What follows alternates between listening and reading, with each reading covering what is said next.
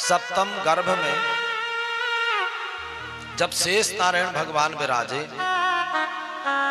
उस समय पर भगवान को चिंता हुई और भगवान ने योग माया से देवकी मैया के सप्तम गर्भ में, जिसमें शेष नारायण भगवान विराजे हैं, उनको वहां से रोहिणी मां के गर्भ में स्थापित करा दिया और योग माया से कहा कि देवी, हम अष्टम गर्भ के रूप में कारागृह में प्रकट होंगे और आप गोकुल में नंद बाबा के घर प्रकट हो जाना, फिर इसके बाद आप यहाँ आ जाना और हम वहां चले जाएंगे। और देवी, आप हमारा ये काम करेंगे ना तो आगे कलयुग आने वाला है। कलयुग में आपको हर गली चौराहे पर, हर पर्वत पहाड़ पर आपकी पूजा होगी। आप भी अपने भक्तों की समस्त कामनाओं को पूर्ण करने वाली कहलाएंगे। ऐसा भगवान ने मैया को वरदान दिया। योग माया ने ऐसा ही किया। सप्तम गर्भ रोहिणी मां के जो वसुदेव जी की बड़ी पत्नी थी, उनके स्थापित कर दिया।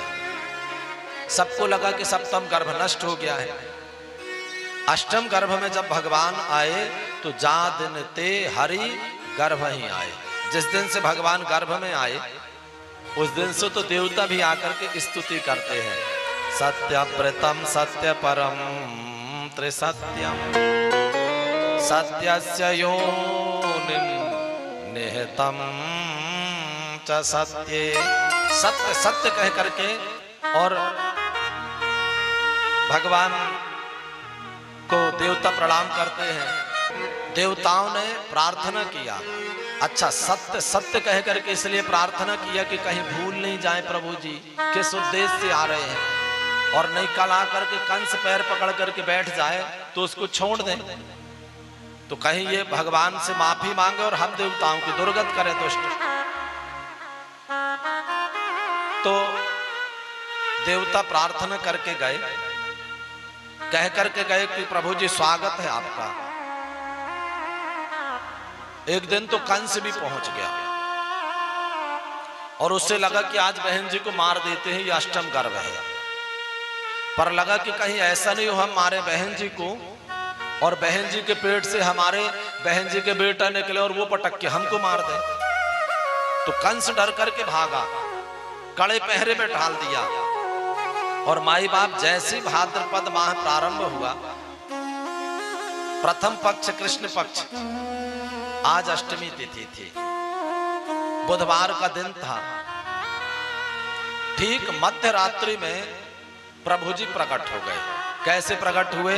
तमद्भुतम बालकमं भुजीक्षणं चतुर्भुजं शंख गदायुधायुधम्।